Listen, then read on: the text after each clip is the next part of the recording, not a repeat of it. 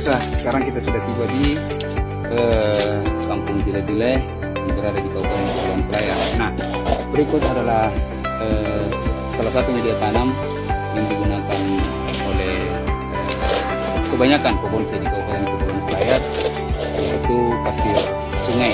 Nah, tapi sebelum kita menggunakan pada media tanam pada bonsai kita akan mencuci dulu terlebih dahulu agar semua bakteri-bakteri yang bisa diimbangi sejenak juga itu bisa hilang. Nah, untuk menghilangkan bakteri-bakteri yang ada pada media tanam tersebut, saya biasa menggunakan furadan sebagai pengimbang dari bakteri yang ada di media tanam. Baik pemirsa, ikuti channel kami selanjutnya, Cikidot and Corek.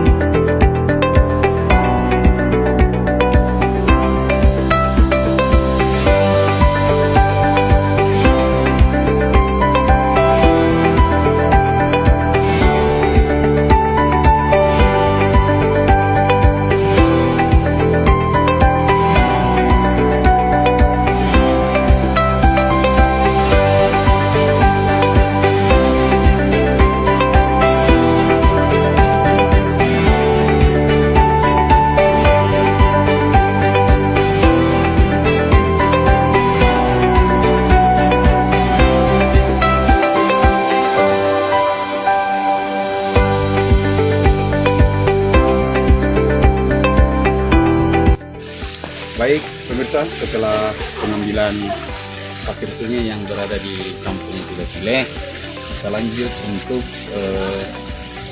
mencuci atau membersihkan media tanam dari pasir sungai, karena terkadang di pasir sungai bercampur dengan tanah. Oleh karena itu kita wajib membersihkan agar menghasilkan media tanam yang mudah untuk poros pada bonsai kita. Baik, kita lanjut di pencucian media tanam dari pasir sungai.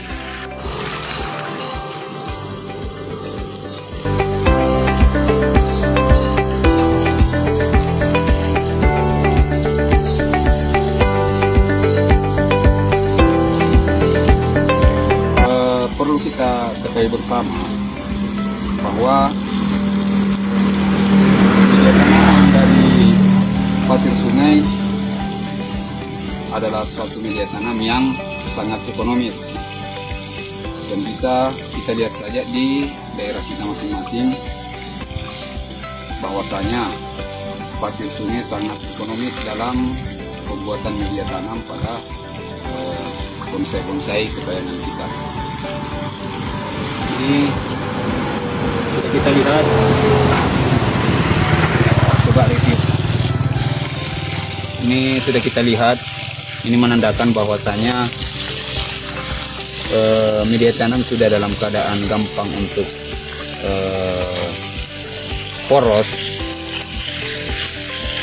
Jadi drainasi pun harus seimbang antara media tanam yang ada dalam pot dengan corong drainase yang akan mengeluarkan sisa-sisa air yang berada dalam pot.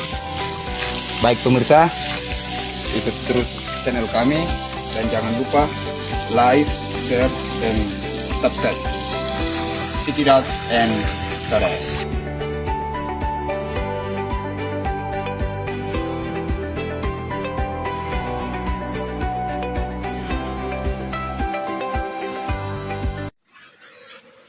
Oke, balik lagi setelah pembersihan media tanam dari pasir sungai. Ini saya telah menggunakannya di bonsai Benjamina. Kebetulan bonsai ini baru kisaran 2 minggu. Saya ambil di sekitar rumah saya yang mungkin sudah tidak terawat. Nah, sebenarnya ini adalah sebuah penawaran alam bagi kita, dan bagaimana kita mengolah tanpa rusak lingkungan. Perlu kita ketahui bersama bahwasanya dalam dunia bonsai sangat riskan terhadap ekosistem alam terjadi, bahkan sering terjadi perusakan yang terjadi di alam. Contoh pemecahan karang yang berbonsai santigi. Nah, hasil analisa saya timbul satu pertanyaan, bagaimana kita bisa bermain bonsai tanpa merusak alam sekitar. Nah, kebetulan di depan saya ini bisa dikatakan tumbuhan liar yang biasa tumbuh di tempat-tempat yang tidak terduga.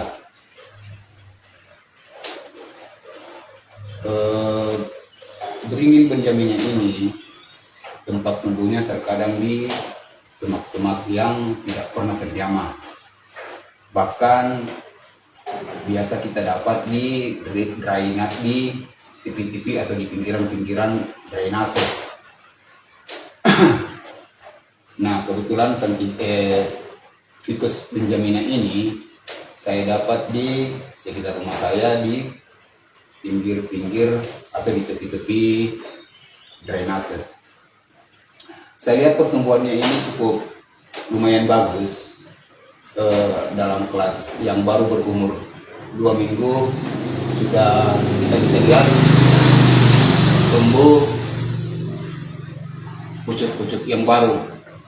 Bahkan di bawah sini sudah muncul lagi terubus-terubus yang baru. Nah, ini terubus-terubus yang baru ini hendaknya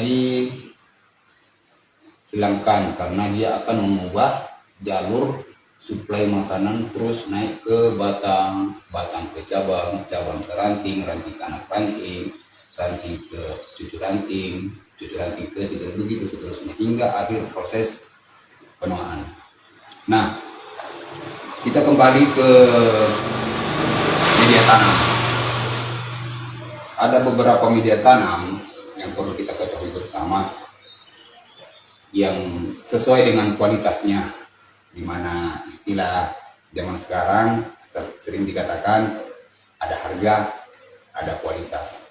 Nah, disinilah kita dituntut untuk berpikir bagaimana cara mengakali, bagaimana cara mengefisiensikan secara ekonomis. Alam sudah memberikan bahan ke kita, tinggal bagaimana cara kita mengolah apa yang alam sajikan ke kita. Baik,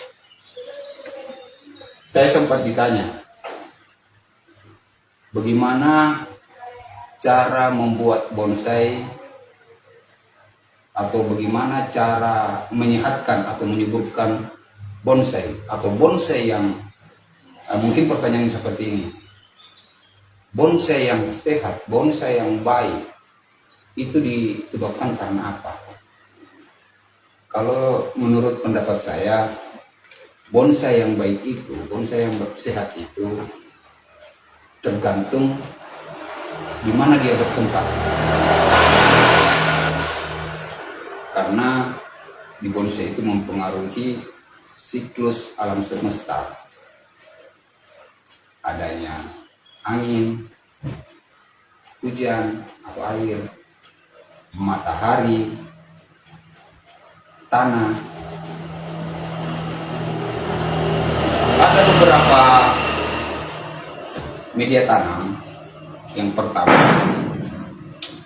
ada media tanam yang disebut akadama. Akadama ini berasal dari Jepang, tapi harganya juga cukup lumayan mahal daripada media tanam yang lain. Kalau saya tidak salah sekarang sudah di Indonesia harganya itu 200.000 per 2 kilo. Makanya akadama ini untuk di Indonesia yang dimana notabene-nya iklimnya adalah iklim tropis, jadi kita sesuaikan juga dengan apa yang alam sajikan ke kita. Itulah yang menjadi bahan atau pendukung-pendukung untuk menciptakan bonsai yang kita inginkan. Kemudian ada yang dikatakan moktan. Moktan itu biasa kita sebut pasir malang.